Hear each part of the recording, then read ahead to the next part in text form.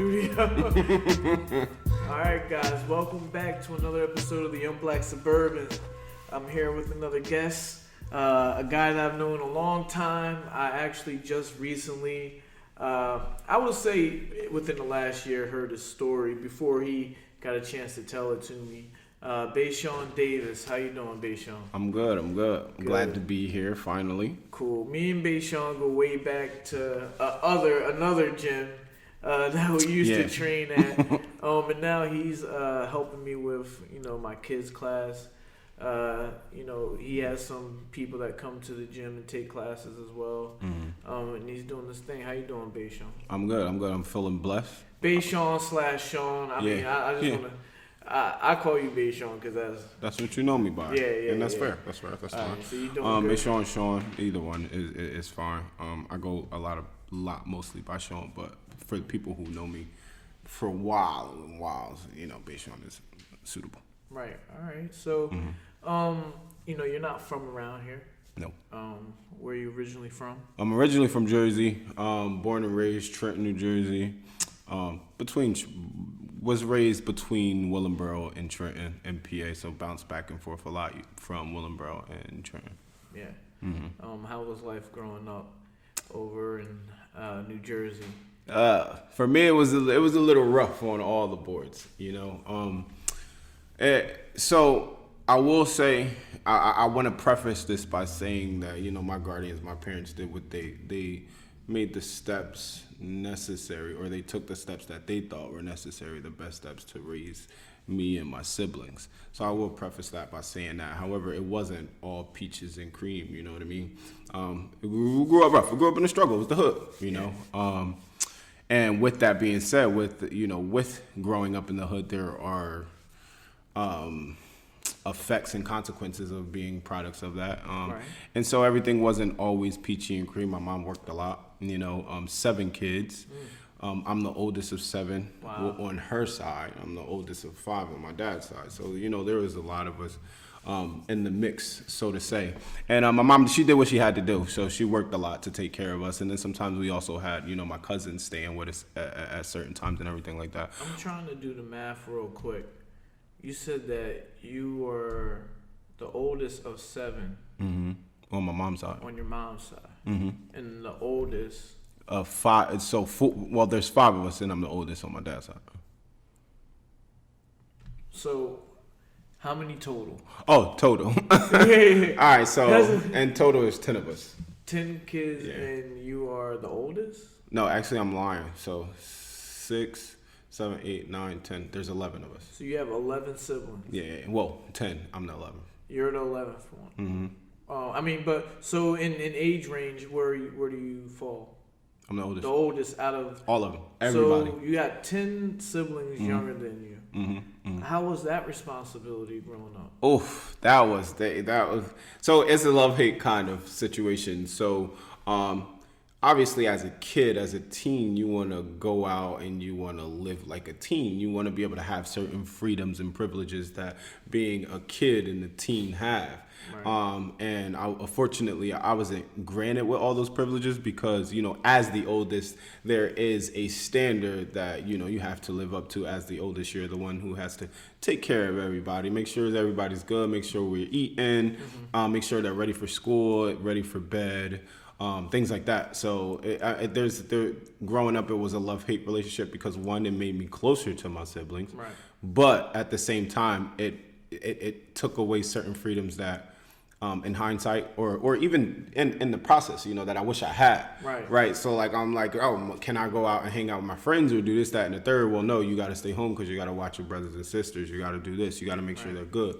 So it was a love-hate relationship, but I will say it because of that, it's given me the bond that I have with my siblings that I do have now. Good. And that must have been hard on your parents, Yeah, definitely. Did you live in the household with both your parents? No, so I lived in a household with my mom and my stepdad. Okay. My father, my biological father, he wasn't really in the picture growing up. Okay. Yeah. I got you. And financially, 5, 10, 7 don't matter how many kids. I mean, that's got to be hard on you. You growing up in the inner city, I guess you can call it. Did you see that, shit, this is hard on my mom, and you might not have everything that you want to have? Like, is that how you remember growing up? Absolutely. That's one of the key things that I remember growing up.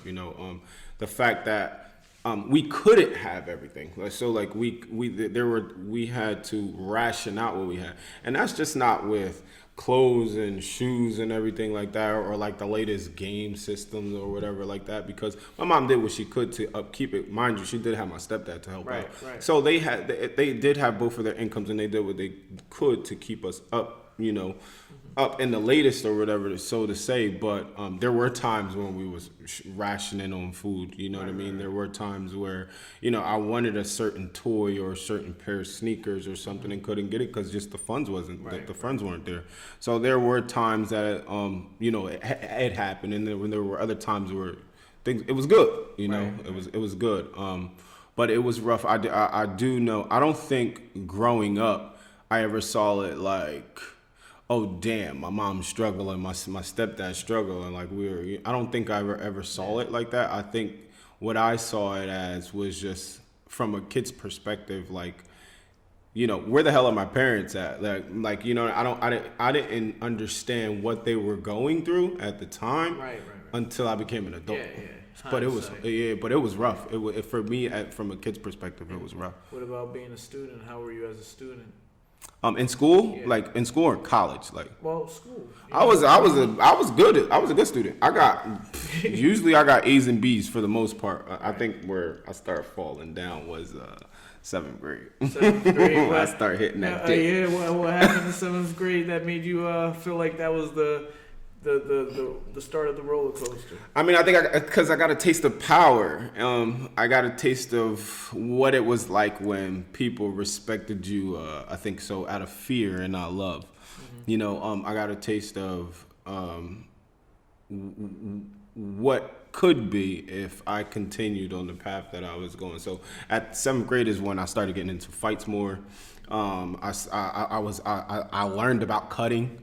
And I hung out with a group of guys who just kind of learned about cutting, big me up, cutting class. Oh, all right. I'm like, there's a couple of cuts that came to my mind. No. So cutting class. So I was in 7th grade. I was introduced to a lot of the high school stuff, the teenager stuff. And so that's why I say it was the downclassing, because not only did I give a sense and a taste for what that brought in and of itself, I also got a taste of what it was like when people respected you and your name was known, and people really either feared you or loved you. It was either one of the two. So that kind of fed your ego at a young age. Do you remember getting in trouble cutting, or absolutely? How did your parents react to that? They had a lot of kids to worry about. Now, was it something where you got disciplined, or was it something where they were busy? Nah, so they definitely, whenever they could, or whenever they found out, I should say, it was definitely a discipline. And I think that also had a lot to play in my restrictiveness as a kid. So like, whenever I did get caught, it was like I got grounded, or back in the day, they believed in whooping, so they whoop your ass. They believed in that stuff. So I did get disciplined. It was discipline when I can't even say when needed, because I didn't get caught all the time, but when they caught me, there was always discipline. Yeah. So at some point, you start hanging out with the wrong crowd, and this is where the serious part of your life, starts, happening. You got introduced to gang culture. Do you remember how that came about? Absolutely. So this is a time. So at this time, it was really, really traumatic and turmoil in the house. You know what I mean? So like.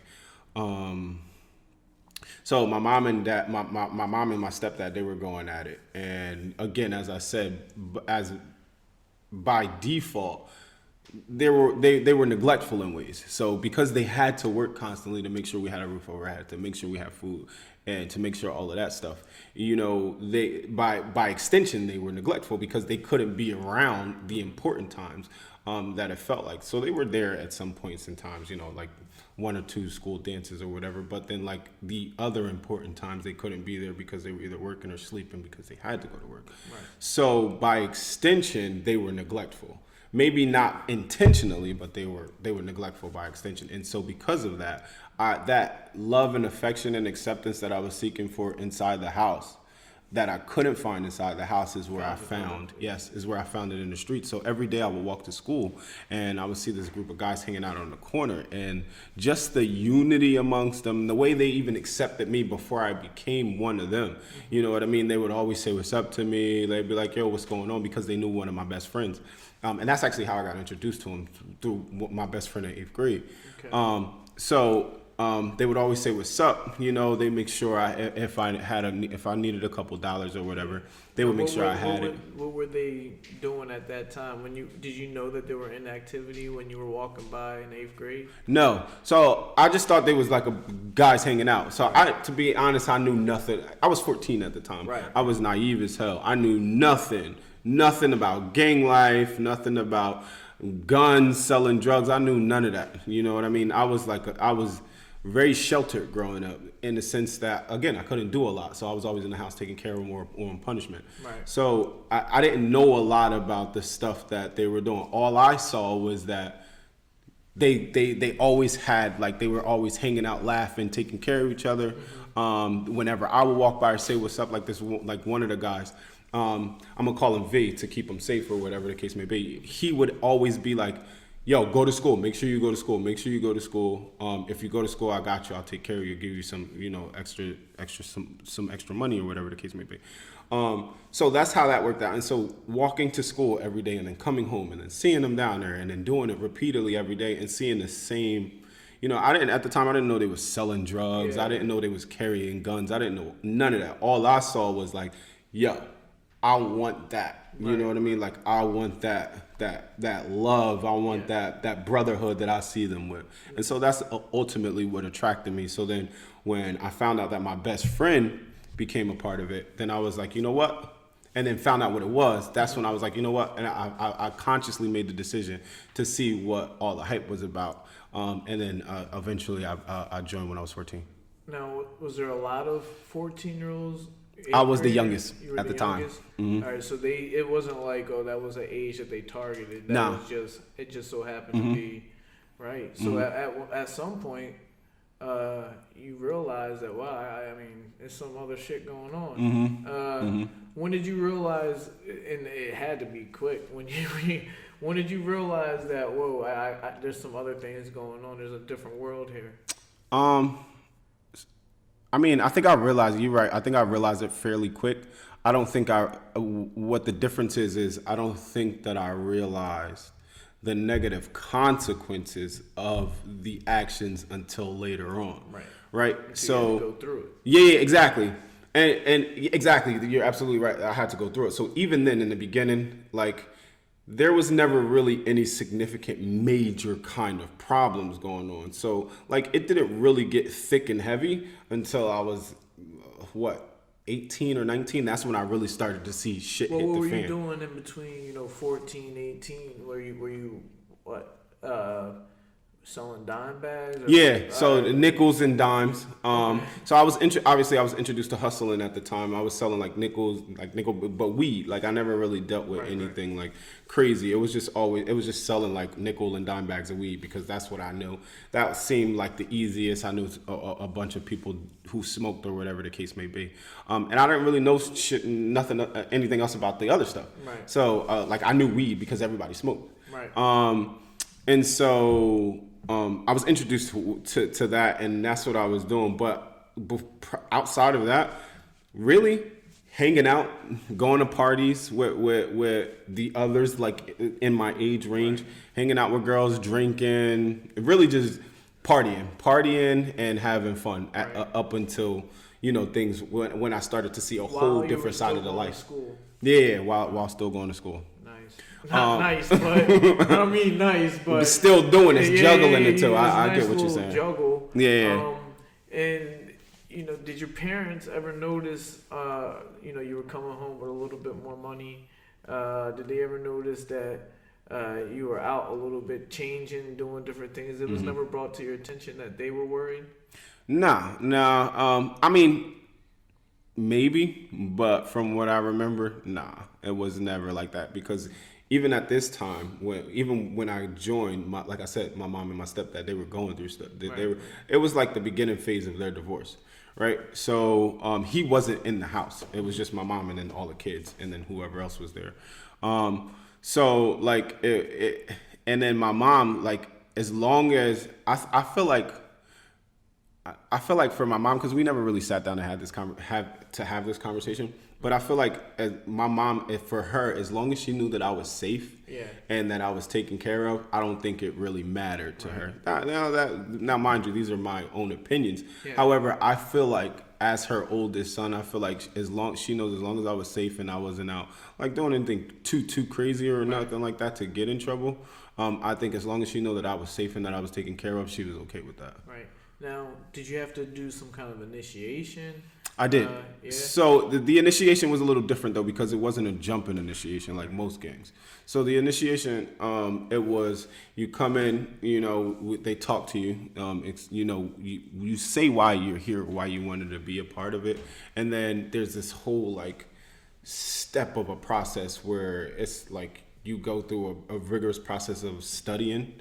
And then they question you, and then you get blessed in after that if you pass it. So it's a blessing rather than a jumping. So they say a prayer, and you get initiated, and pretty much, yeah. And you have to study. Yep. So who was? But most gangs you got to study for though. You got to know the history. Okay. Yeah, right. Yeah. You got to know the history. It's just how they approach it, but.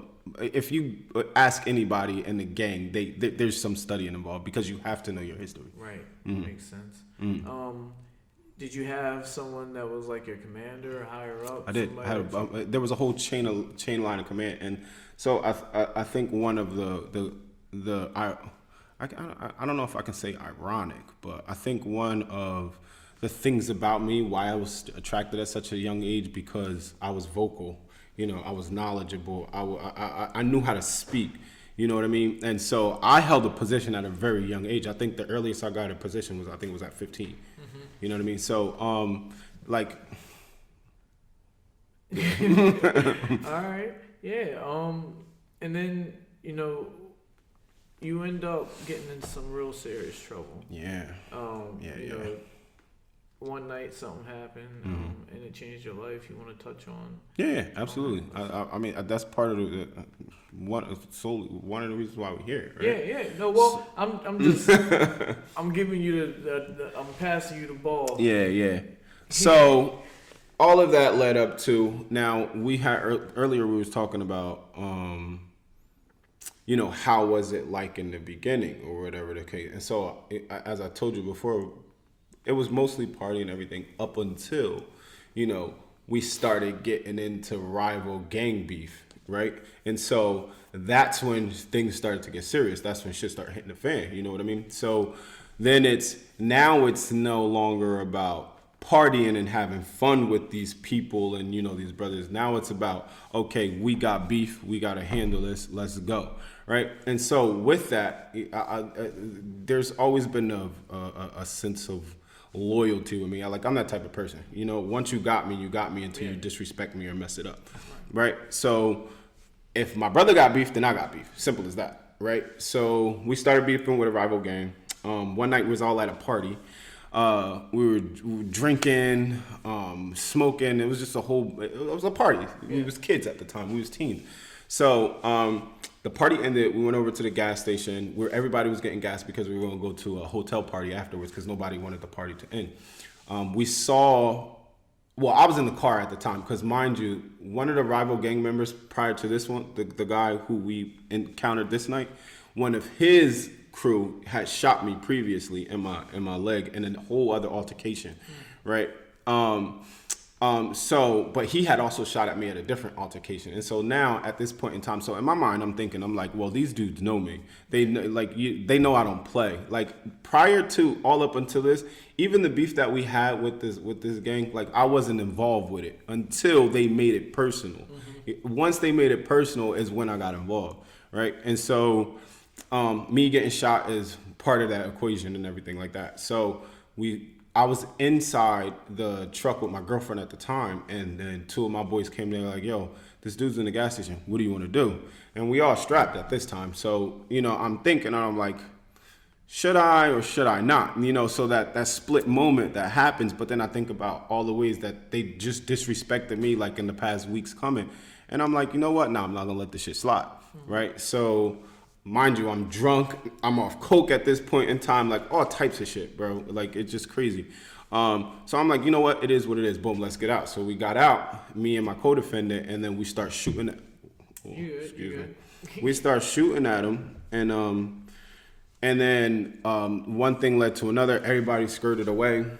Then the cops came. Everybody went their own way. This was on a Saturday. That following Monday is when they came, they blocked off our whole street. They came, once they finally got to our door, they came and asked for me and my co-defendant, asked if we lived there. At the time, we were renting out a room from a friend.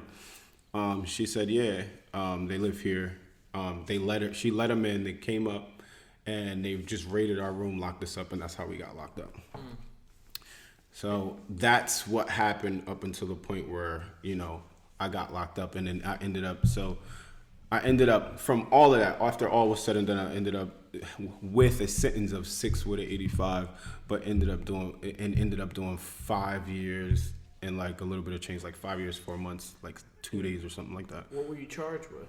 I was charged with 14 counts altogether, but what I ended up doing, copping out, and essentially with that, it just means that I ended up taking a plea deal for the 6 with the 85. And then I ended up doing the 5 years. Five years or some change. 5 years away. And that is a whole. We're going to talk about that for like 10 minutes now. Yeah. How old were you when you went in? So I was 19 going on 20, or I had just turned 20. Yeah, I was 19 going on 20. And you get locked up. That was your first time, or you've been locked up before? So that was my first serious time. So I did a month in the youth house for like a little fight that I got into back when I was younger. And again, I didn't even realize I would get locked up for that. It just so happens I was protecting myself, but in the event of me protecting myself from the fight, I used a weapon, and because I used a weapon, is why they had to lock me up to get to back the guy off. So essentially, it was a coffee pot.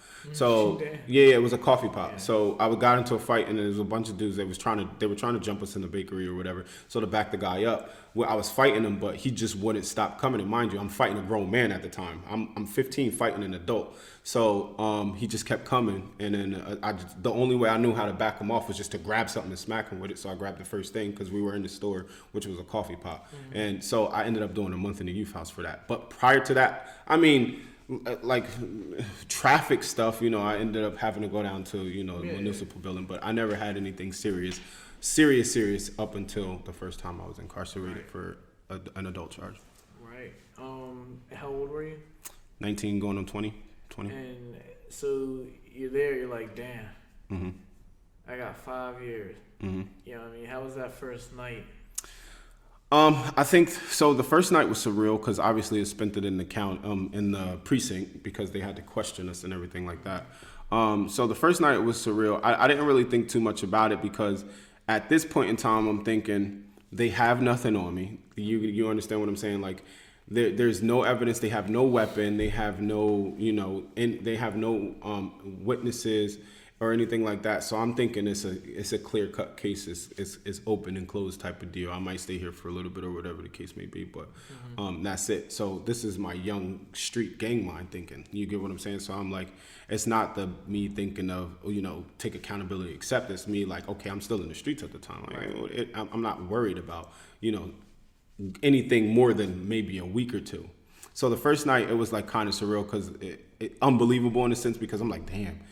it's really happened. But the crazy part is though, so I had a dream that I was going to get locked up the same way that I got locked up the night that the party happened. That was the crazy part, right? So we're going to talk, about the jail more, but were you in school when you got locked up? So I was actually. Right. I was. So at the time, so I wasn't in like high school because at this time I had already graduated. Right. But I was in National Massage Therapy Institute school. So it was kind of like I was in school, but I wasn't. Trying to get a, yeah. I was trying to figure out what the hell I wanted to do with my life. Yeah, at the time. Right. So you're in. You finally go to the main jail where you're gonna be. How is jail life? I mean, not where I want to be. I can tell you that. I can tell you that, bro. There's a lot of kids out there that don't know. They think that it's sweet. They think that they can go out there and get drunk and do things, and that there won't be these consequences. This is, we got somebody right in front of us that can explain, like, that's not a place where you want to go. You was in the cell, right? Like, how is it? It's not fun. I mean, we know that. The cell's not fun, bro. I'm gonna tell you straight up. I'm gonna tell you real. Like, I'm gonna take the public me off for a second. Right. I'm gonna tell you. This shit is for the birds, bro. It's for the birds, and I tell people that all the time. You know why? Because you legitimately have to go to sleep, wake up, eat piss and shit when another grown ass person tells you to. Bro, that is not my life, bro. Right. Since I've been 14, since the age of 14, I've been living on my own. No one has had the authority to tell me what the fuck to do, bro. And I don't care. As a teen, they haven't. You get what I'm saying? My mom, my grandmother don't even talk to me some of the ways that some of these CEOs would talk to me and treat you. Bro, this shit is for the birds, bro. Right. And to be honest, like, it's being in jail that has kept me from going back. Right. I never want to live that life, bro. So the first night, as I said, it was surreal, but as the shit starts settling in, you get what I'm saying? And I'm thinking, and I'm like, is this the type of life that you really want to live? Like, do you want to keep going through this, bro? But it's crazy to think about it though, because me personally, my jail sentence, it wasn't that hard because I feel like it is what you make it. Right. You get what I'm saying? Like, there's a lot of people going there and make that shit hell for themselves. But then there's people who go in there, they know what to do. I was one of those people who went in there and knew that I didn't want to come back. Right. Going into my full sentence, once I was sentenced, I knew that I didn't want to come back. I knew that I wanted to get back to my family, and I knew that I want to go to college. Those were the two goals that I had going in there. I wanted to change myself. So already before you started your full sentence, you knew that you was already rehabilitating yourself at that point. Absolutely. Because I knew I wasn't going back. But the thing is, the county got me that way. Because I did 2 years in the county before I even got sentenced. You know what I mean? And the county is rough. The county is a hell of a lot rougher than prison, especially Mercer County. Okay, that's Mercer? Yeah, that shit is way worse than prison. So I knew going in there that I was like, you know what? This ain't for me. But the first night, it was surreal. But as the nights went going on, and I realized, and it starts to settle in how real this shit is, bro. There was like at least, not for nothing, there was at least like 3 or 4 nights where I legit cried myself to sleep because I'm like, damn, this is real. It started to set in. Yeah. You get what I'm saying? And like, but I'm not the toughest motherfucker in the world, but I know how to defend myself. You get what I'm saying? And like, at the end of the day, it's not about toughness. It's about my freedom. That's what it was, bro. At the end of the day, it was about my freedom. Yeah, getting back and no, my freedom being taken away. Well, that's what hurt me the most.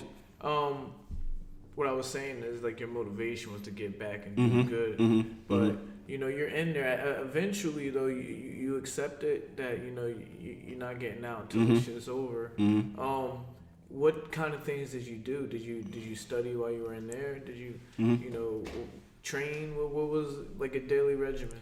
So as I mentioned, I already knew going in that 2 of my goals going in was that I wanted, once I got out, I wanted to go to college because college was always on the agenda, even before prison. It was always something that I knew. I had made a promise to myself that I was going to be the first male in my family to graduate from college. I said I was going to be the first male in my family to graduate from high school, then graduate from college, but my uncle beat me to that. He graduated from high school. He graduated from high school. But I was the first one to graduate from a 4-year college with a double major and with honors. Right, you get what I'm saying? So, but anyway, we're going to talk about that. Yeah, no, but that's why I was going back. That's so the timeline. So going in, those were my 2 goals. Actually I had 3. So to change so that I wouldn't have to come back, to make it back because at the time I had only had 2 kids, my 2 oldest, which was my oldest girl and my oldest boy, to make it back to my kids and to go to college. Those were my 3 goals. So going in, every decision that I made going from that point on, it was towards one of those goals or all 3. You get what I'm saying? So the first thing I did was I enrolled in college classes because you could take college classes. In the county, you can't do all of that. But in the county, I started preparing myself. So I became a teacher's aide in the county. Okay. I worked as a teacher's aide. I became the president of, the guy who I was a teacher's aide for, he also ran 2 different clubs. So one was Toastmasters International, which is a public speaking club. It's universal. And then another one is a stock market class. So when I learned about the Toastmasters International, I signed up for that, and I got in that, and I was in that all the way until I became the president, all the way until I left. So I eventually became the president of that club. And then I also took the stock market class, so I learned about the stock market. So those were the things that I did, in the county that I could do. Right. And then also I just stayed out of trouble. So I got different books sent up to me.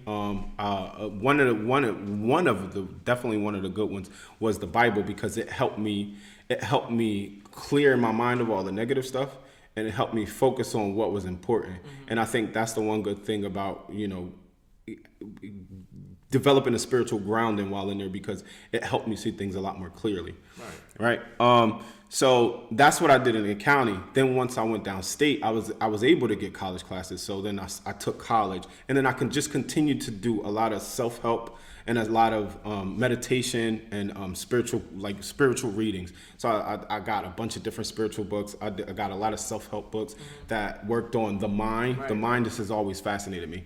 Right. So a lot of things that work with the mind and the spirit. That's what I focused on a lot while in there, because were you in there meditating? Yep. I was bro, in the county I was meditating. I was doing yoga. Right. There was one point in time, bro, people thought it was weird, right?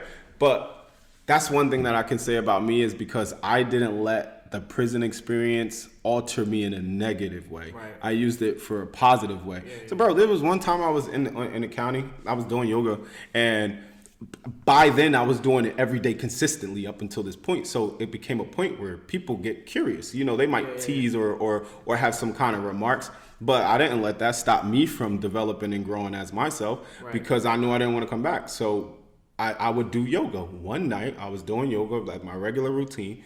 I had one of the guys come over and ask about it. He started talking, and then he started doing it. A few of his guys came over, his boys came over, and next thing you know, it's a whole group of 10 or 12 of us doing it. Right. You get what I'm saying?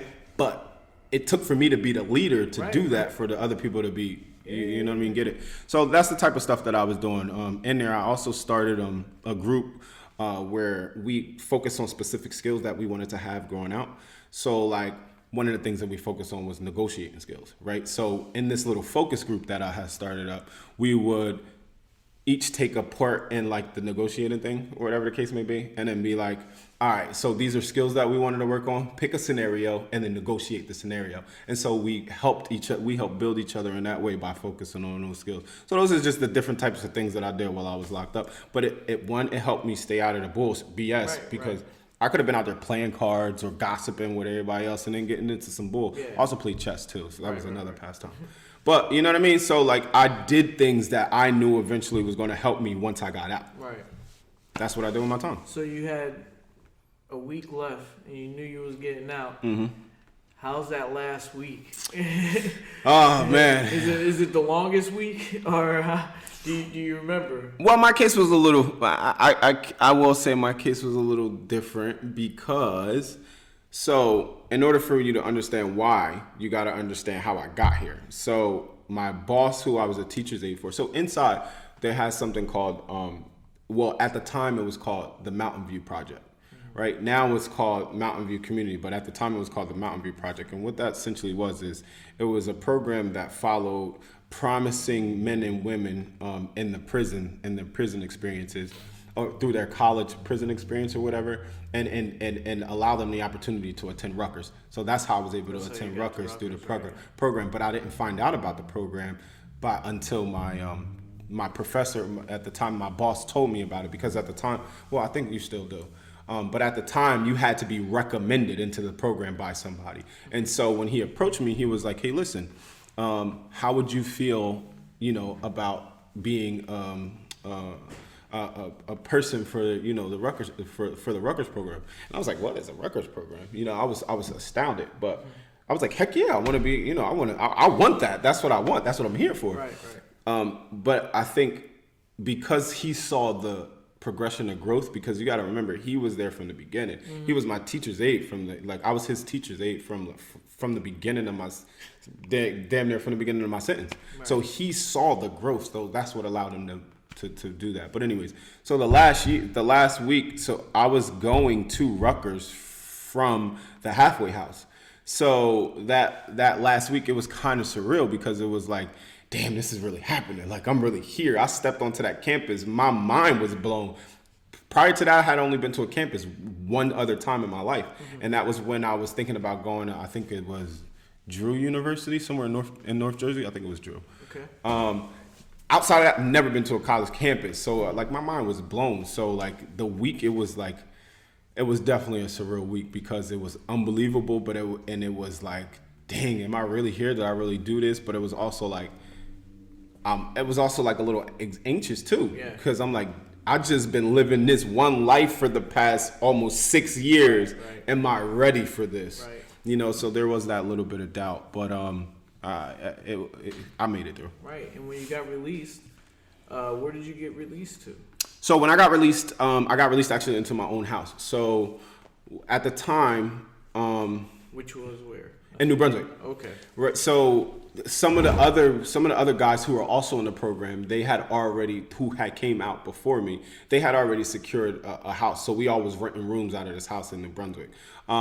Just so happens, because when I got released, I actually got released when I spent the night in Mercer County.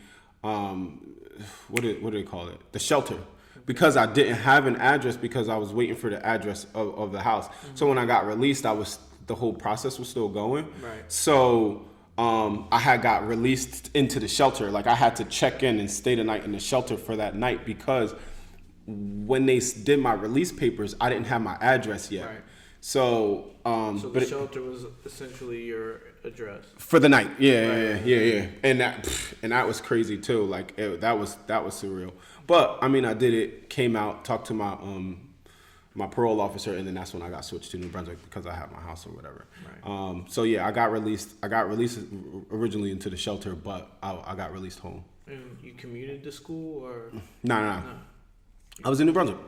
So that's where Rutgers is. Mm-hmm. Yeah. Rutgers is in New Brunswick. Yeah, New Jersey. Yeah. I've been to Rutgers before. I just don't remember. See, I'm sitting here talking to you like it's probably the audience probably the same thing too. Yeah, So Rutgers is in New Brunswick, New Jersey. Mercer County is in Trenton, New Jersey. Right. Yeah. I've been to a football game there. Trenton, New Jersey. Trenton is in Mercer County. But I can't remember where is that. Yeah. So you do all this and. You come out, you're on the other side now. But obviously, you got to get work, you got kids, you got to do all this. At some point, though, you found your way over to Bucks County. Mm-hmm. How did you find your way over here? Well, so I always knew, I was back and forth. So, but I always knew about it. Trenton is right over. Yeah, it's right over the bridge. So I would always come over here, because I did have friends that lived in Mooresville growing up. Okay. But not only that, my two oldest boys, them and their mom, they live in the Bucks County area. Okay. So I knew it. So I was familiar with it. Right. So and then I had my kids, my oldest boys, I known her since junior year. So. And then her friends who live over here in Bucks County when we used to hang out when we were younger. So I'm familiar with the area. Right. And I just, once I made the transition to, because after I graduated school, I worked for Youth Advocate Program for like 3 years some change. Yeah, I mean, we kind of jumped the gun because you never really told us what your majors were. You said you got a double major. Mm-hmm. What, one is psychology or sociology? Sociology. So I double majored in sociology and Africana studies. Yeah. And then graduated from Rutgers with that, with honors. And then I went back to school though in Monaco for computer science with a concentration in software engineering. Well, cool. Yeah, software engineer. So you have 2 degrees. Mm-hmm. What was your next move after that? Well, I think. Are you in Bucks County at this time after you have 2 degrees done? Or are you still in New Brunswick? No, so after I have. Well, it depends on when though. Well, what's the time frame? Whatever time frame you want to go with. So okay, so I lived in New Brunswick. What, 7 years after I graduated? Okay. Yeah, so I just moved from New Brunswick in 2018. How old are you? PA. I'm 34. Oh, all right. You lived a long life already. A long one. I'm trying to live an even longer one. This dude 50? Yeah. Yeah, right. So I was there. I was there. I moved 2018 because I graduated from Rutgers in 2016. Right. But I had landed the job like before I graduated. But anyways, so I moved over to PA officially for good at the end of 2018 because I was bouncing back and forth between PA and Jersey because, as I told you, my boys live out here. Right. So I was bouncing back and forth. But officially, I made the move. So I had 2 addresses. So I had their addresses and I had my address in, New Brunswick.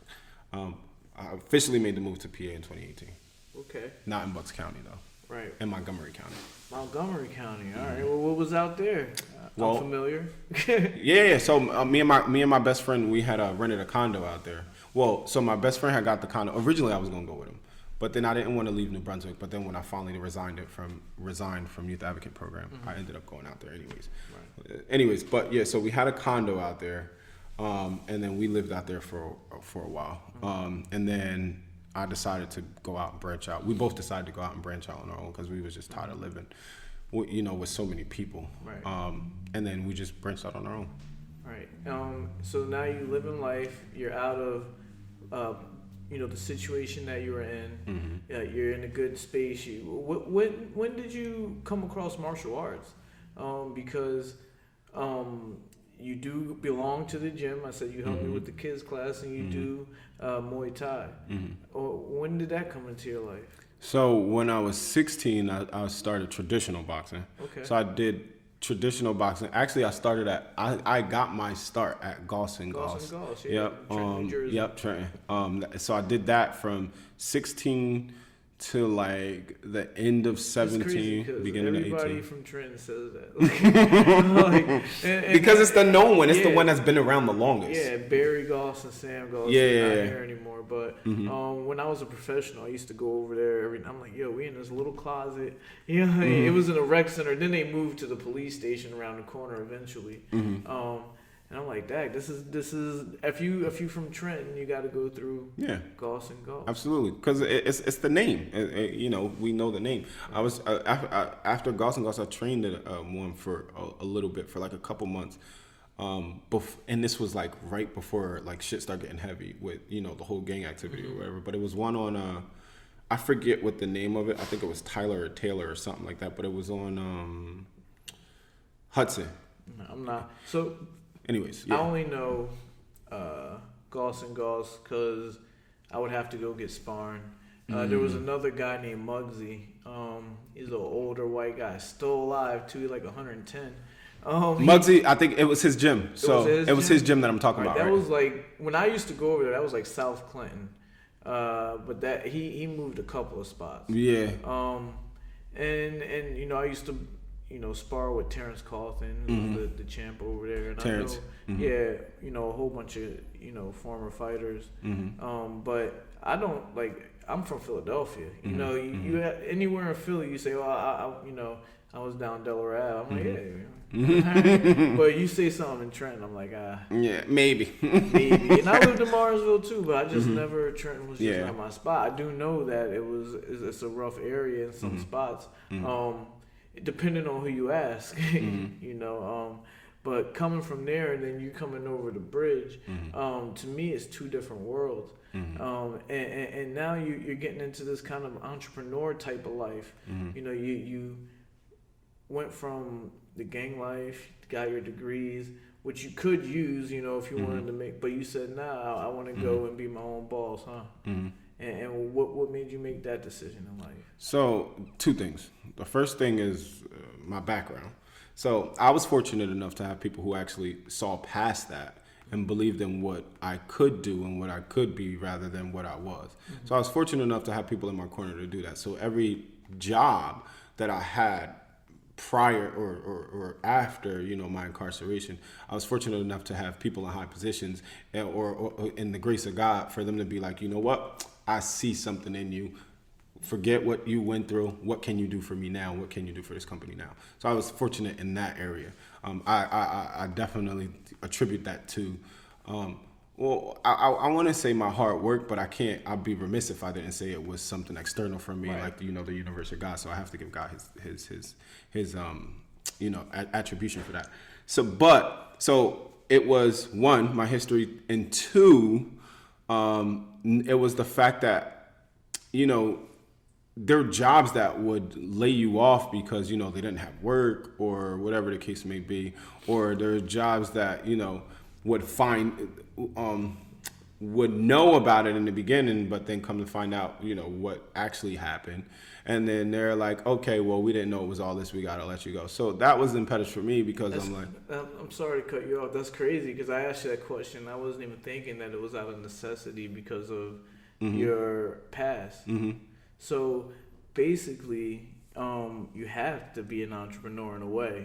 Yeah. Well, no, I mean, I do and I don't. Right. So I do because I don't want anyone to have that power over me to take something, to take such a necessity from me and leave me both vulnerable and feeling inadequate. You get what I'm saying? So like, I don't want to give somebody that power. Right. I don't want you to be like, okay, well, you need to do this or do that, or else you're gonna get fired. Has there been times where that's happened to you? No. I don't think there hasn't been times, but I don't want to give anybody that. Right. You know, but there has been times where, so like I was working for this one job, this one company, teaching computer tech skills. In the application, I mentioned, you know, my background or, you know, and everything like that. But then certain schools, like, they want you to have certain clearances. And so I couldn't get cleared by this one school. And so when one of the founders came to me and she was like, oh yeah, well, you didn't tell me. I'm like, I didn't think I needed to because I told him. He was the one who did my interview on my application. You get what I'm saying? So like, well, if that was the case, you should take that up with him and not me because that's your partner. Right? It's not like I hid it from you. Right. The fact that I didn't come to you and tell you out my mouth is beside the point. Right. You know what I mean? And then once that happened, like I saw the job opportunities begin to diminish. Yeah. So that was, things like that. And then the one that I told you before is, I'm like, nah, I'm not giving somebody that power. You get what I'm saying? Because I have mouths to feed. I have people looking up to me. I have goals and things that I need to do. So I'm not giving you the opportunity to make me less than. It's a bit of discrimination a little bit. It's hard if you're coming out of the prison system to, be able to take care of yourself. That's probably something that we should talk about doing something about if we can. Yeah. Start at least bringing awareness to, life after prison. You're here a good spokesperson for it. What are some of the positive things that you want to talk about now that you're doing? You're an entrepreneur. I want you to speak up and tell us about your businesses. Okay, so yeah, man. One at a time, because you got more than one. I know. One at a time. So all of them, I will preface this and say that every last one of the entrepreneur adventures that I've gone on, that I've decided to undertake, every last one of them in some way are a service, which is I don't want to say weird, but weird because I didn't intend for it to be that way. I think once I found my purpose in life, which was to help people, I think by extension it happened that way. Right? So, excuse me.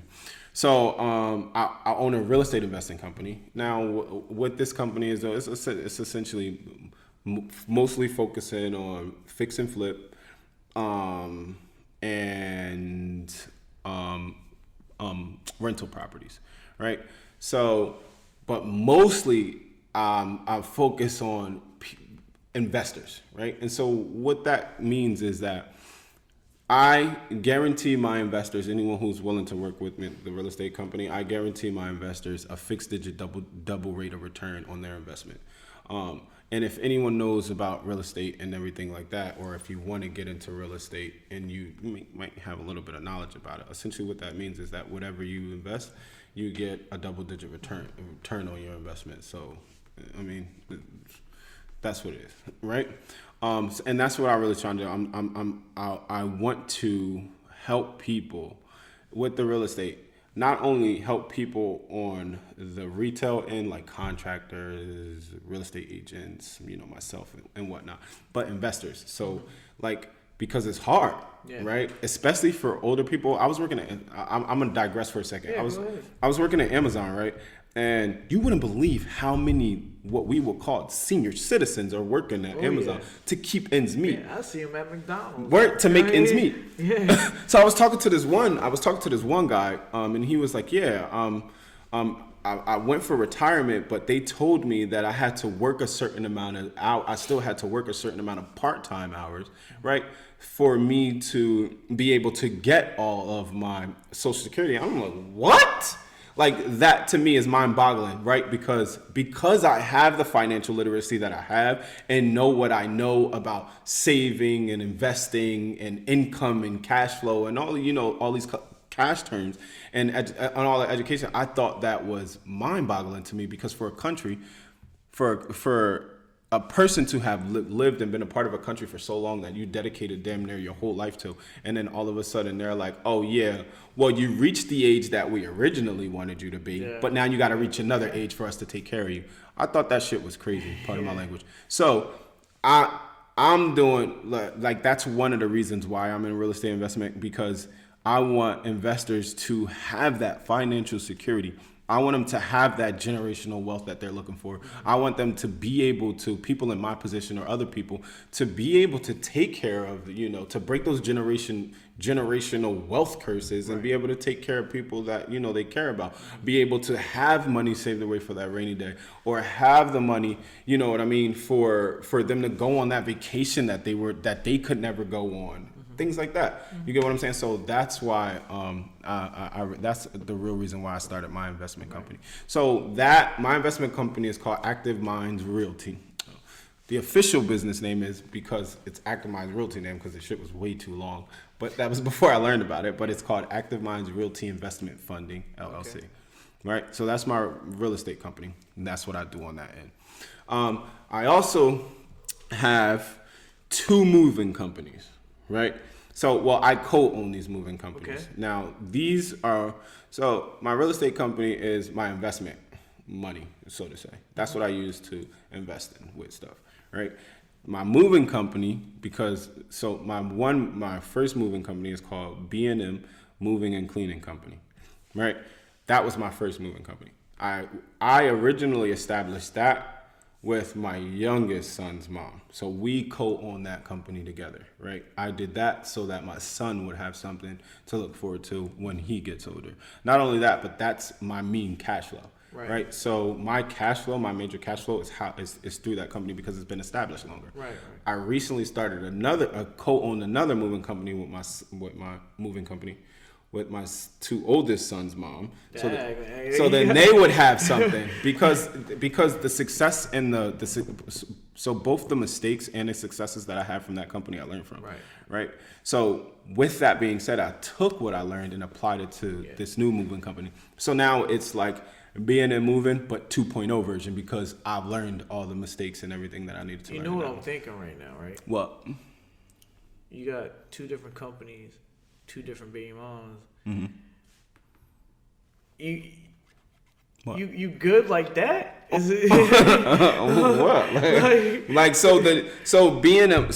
what? We started B&M at the beginning of 2019. 2019, it was a slow month. We were still working, so it was a slow year. 2021 is when COVID really hit. That's how stuff picked up. Right. But that's also how we were able to, get out there, serve customers, them be able to review us, and we have our reviews, and now we have like a little name stake in the game. Right. My second one, which is called Monumental Mulatto Moving Company, that I co-own with, my other one, with my other children's mom. We just literally started that, like, I want to say 2 months ago. Right. So that is still it's still getting off the ground. It's still taking root. Like, I think we only had 2 jobs with that so far. You know what I mean? But the point is, I know what to do now to help that one grow. Right. So the point essentially is, one, to have 7 streams of income. Right. So this is why I have this, but it's also to be able to leave my kids with something that I was never able, that I didn't have. Right. That my parents couldn't leave for me. Right. So that's why we have that. And then my final one, which is my baby. Well, so I got 2 more, but these are starting to take many on. businesses, he forgetting about them. These are starting to. Well, I mean, I'm not forgetting about it. I just didn't want to mention it because it's still off the. I'm still getting it off the ground. But I think it's necessary because then people can see, what I'm getting into, and if you want to be a part of it, you can choose which avenue you want to choose to be a part of. Right. So, but these are still the 2 babies. The baby that I'm cherishing the most is IronBorn Apparel 21, right? So IronBorn Apparel 21 is my athletic apparel clothing line, but we also design streetwear.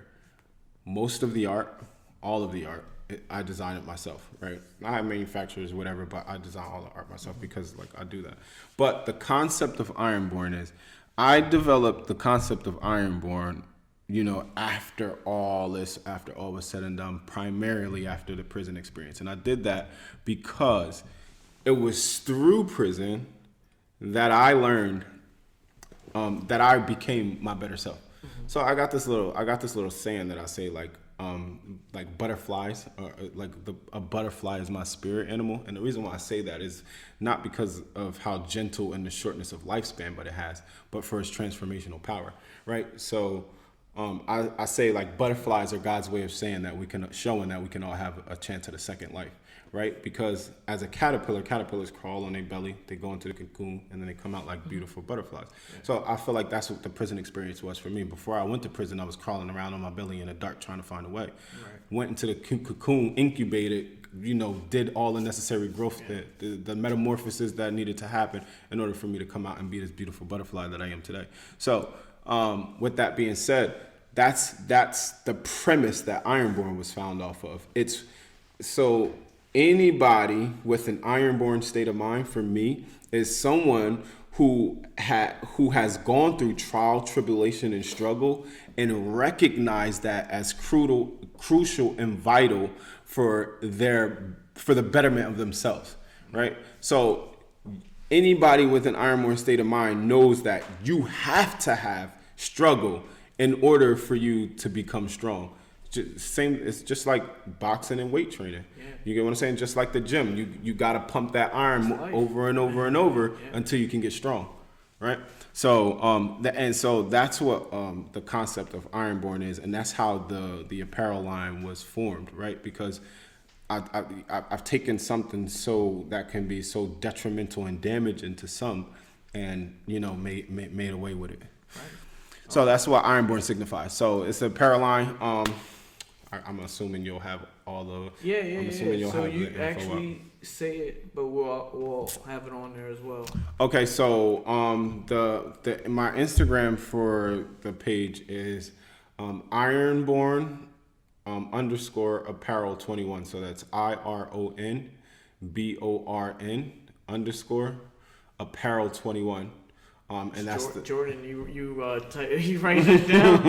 All right. And that's the that's my clothing line. Now, the last thing I'm working on is my media production company, right? So I love to do poetry and write, and like that's how I found my voice. Like that's how the creative side of me comes out, or whatever the case may be. I do a lot of like creative type stuff. Mm-hmm. So the media production company. It originally started to help promote my book. So I'm actually writing a book about the principles and lessons that I learned from prison. I'm writing a self-help book about that. So that's originally why it was started. But then it started to take shape in a different route. So that's why it's just become a media production company, and that handle is All Manic Productions. All Manic. Yeah. So and it's cool. You want to know the cool thing? I actually came up with the name because I believe it's Almanic or Almanic, but the way you spell it is ALH, like MANIC or something like that, right? But it means given by God. Right, it's like a Arabic or Jewish name or something like that. So, essentially, what I did was make it Americanized. Right. So all I did was I changed that. It still kept the premise, but just changed it a little bit. And so it's ALLMANIC _ production. So that's the IG handle for that one. And yeah, so that's just to me. So once that gets developed more, that'll come out. But these are the things that I'm playing with right now. I have my little team of family behind me that are helping me build these things, so I don't have to do it on my own. But eventually, those things will pop. That's it. You got a support system. And your story is it's original to me, because I'm just hearing it, but I'm sure that there's a lot of people out there that can relate. That you're pretty much a former gang member, former inmate, but now you're on the other side, future millionaire. Absolutely. And that's it, man. Absolutely. So, as a young black suburban, a young black inner city / suburban. Oh, I'm a suburban now. Yeah, suburban now. I'm a suburban now. I appreciate you. I appreciate Absolutely. you I appreciate you sharing your having me. story, because it's going to do a lot of good for everybody else. And also, if you're out there, check out Shawn Davis. What's your Instagram? Your personal Instagram handle? I don't have a personal. My personal is my IronBorn, because it's a lifestyle. Right. It's funny because you actually helped drill that into me the other day when we were talking.